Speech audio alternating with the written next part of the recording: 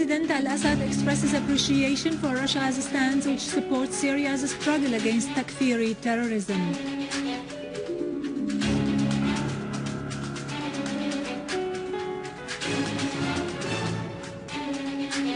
Al-Ja'fari stresses that the conclusions drawn by UN investigation team did not add anything new to what Syria has already referred to.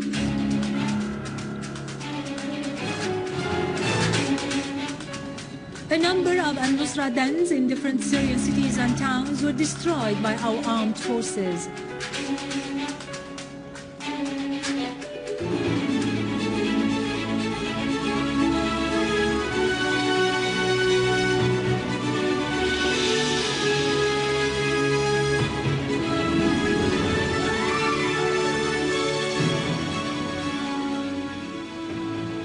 Good afternoon, ladies and gentlemen. Welcome to our news for today. President Bashar al-Assad has expressed his appreciation and the appreciation of the Syrian people for Russia's stand in support of Syria in the face of the ferocious assault and the Takfiri terrorism it is exposed to. During his meeting with the Russian Deputy Foreign Minister Sergei Ryabkov, the President affirmed that such stands give us hope that a new map for world balance will be drawn.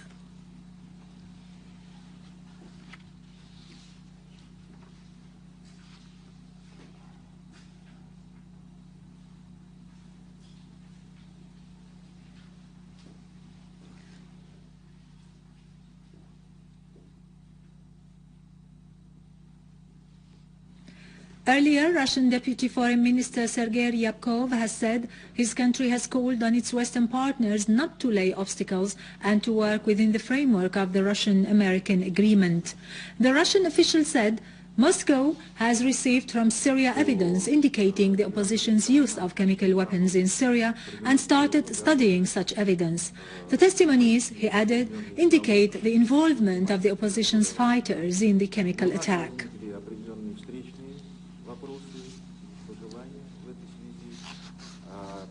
Вопросы обсуждаются, в том числе и с нашими иранскими партнерами, и восприняли эту инициативу с интересом. Мы считаем, что иранская сторона... Syria's permanent representative to the UN, Dr. Bashar al-Ja'fari, has said that the Syrian government is currently considering all the points that occurred in the non-final report issued by the UN General Secretariat in connection with the use of chemical weapons in Damascus suburbs on the 21st of last August. Delivering Syria's statement during a General Assembly session held to hear the UN Secretary General Ban Ki-moon's statement on the report submitted by the UN mission investigating the incident which allegedly took place in Al-Ghouta area, Ja'fari pointed out that the Syrian government does not want to judge the findings of the report before carefully studying its details. He added that the conclusions reached by the UN team about the use of the poisonous sarin gas did not add anything new to what the Syrian government has warned against, namely the danger of the Qaeda-linked terrorists' use of chemical weapons in Syria. He said that stirring up the so-called chemical weapons in Syria file aims at undermining the chance of the convention and the success of the Geneva II conference supported by the UN Secretary General in favor of the option of aggression.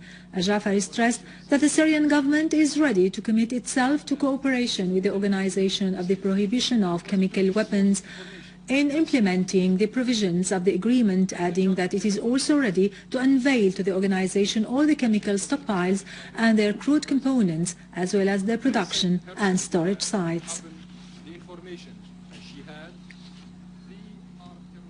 Addressing the UN General Assembly, Russia's permanent representative to the UN, Vitaly Churkin, said Russia believes in the need of carefully considering evidence about the possibility for the chemical attack which took place in Al-Ghouta to be a provocation.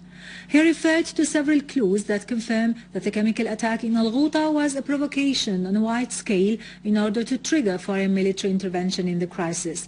On the West's draft resolution on chemical weapons in Syria, Churkin said, "I have no initial reaction, but we have submitted a very important proposal which we hope it would be implemented without intervention." Look at the report. We were given the report when the consultations. Russian Foreign Ministry spokesman Alexander Lukashevich has described as inappropriate blaming the Syrian government for the use of chemical weapons in Syria without evidence. He added that Russia asserts the involvement of the armed gangs in the use of chemical weapons on the basis of the facts that have been collected. Among such evidence, Lukashevich added, are the words of the chief nun of Mar Jacob Monastery, Mother Agnes, the testimonies of Western journalists who were liberated from captivity after being held by Qaeda-linked terrorists, and the message of former senior officials addressed to President Obama that they doubted the regime in Syria was the one that used the chemical weapons, as well as the result of the Russian experts' investigation into Khan al-Assal incident, which was referred to the UN Security Council. In a telephone conversation between the Russian and Chinese foreign ministers, Mr. Sergei Lavrov and Mr. Wang Yi, the two countries reiterated their stand to settle the crisis in Syria through political means without foreign intervention. The two ministers, the Russian Foreign Ministry said, stressed the identical stands of Russia and China and welcomed Syria's joining the Chemical Weapons Prohibition Treaty. They also voiced their support for the implementation of the Russian-American agreement reached in Geneva as soon as possible. The Chinese Foreign Minister is due to visit the USA tomorrow to meet his American counterpart and will take part in the UN General Assembly's sessions in New York. The UN Secretary-General Ban Ki-moon reiterated that a political solution is the only way to solve the crisis in Syria, rejecting any military intervention in the country. He pointed out that he will meet Russian Foreign Minister Sergei Lavrov, the US Secretary of State John Kerry, and UN envoy to Syria Al-Akhdar al-Ibrahimi on the sidelines of the UN General Assembly meeting to discuss settlement to the crisis in Syria politically. At a press conference, Ki-moon welcomed Syria's joining to the Convention of Chemical Weapons, appreciating the US-Russian agreement regarding dealing with chemical weapons in Syria. He hoped the UN Security Council would be unified to deal with the pending issues, particularly the crisis in Syria, pointing out that there is no more time to waste. Deputy Foreign Minister Dr. Faisal al-Miqdad is scheduled to deliver Syria's word before the UN General Assembly on the 30th of September. A variety of topics will be discussed during the 68th session of the UN General Assembly, including peacekeeping, avoiding conflict, environment protection, and maintaining international law. World governments will meet and discuss political issues as well.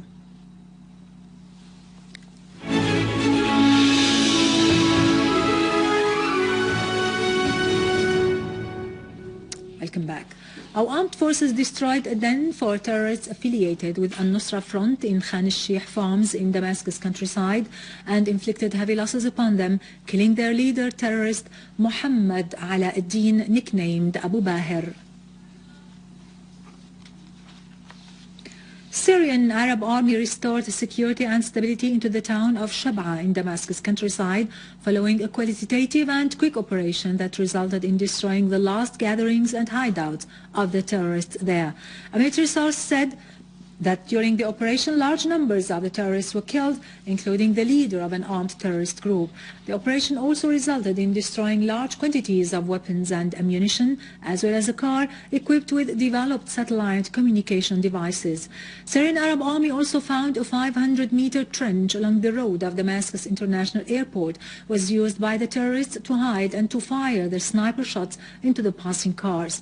Another 200-meter-long tunnel was found, being of 1 meter wide and more than 1 meter height, in the town of Shab'a, and it was equipped with ventilation and electricity and was used by the terrorists to store their weapons. A unit of the Syrian Arab Army also defused a landmine and 21 explosive devices that their weights ranged between 50 and 70 kilograms, planted on the outskirts of the city before being killed.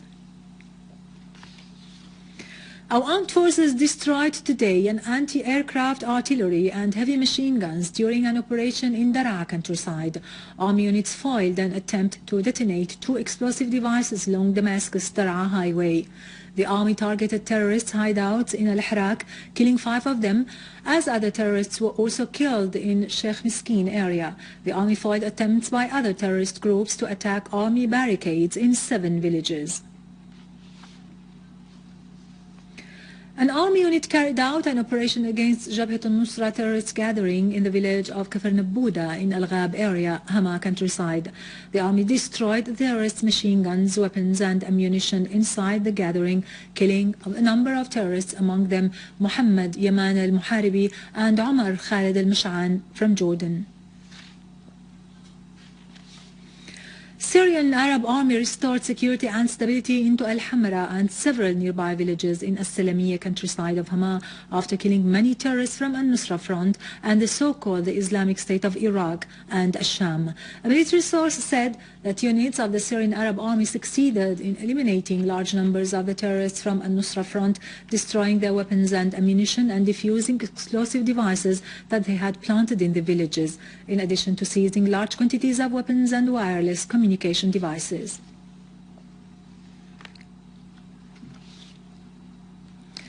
In Aleppo, 4 citizens were killed and several others injured in a terrorist attack by a rocket on the residential street of Al-Baroun at noon today.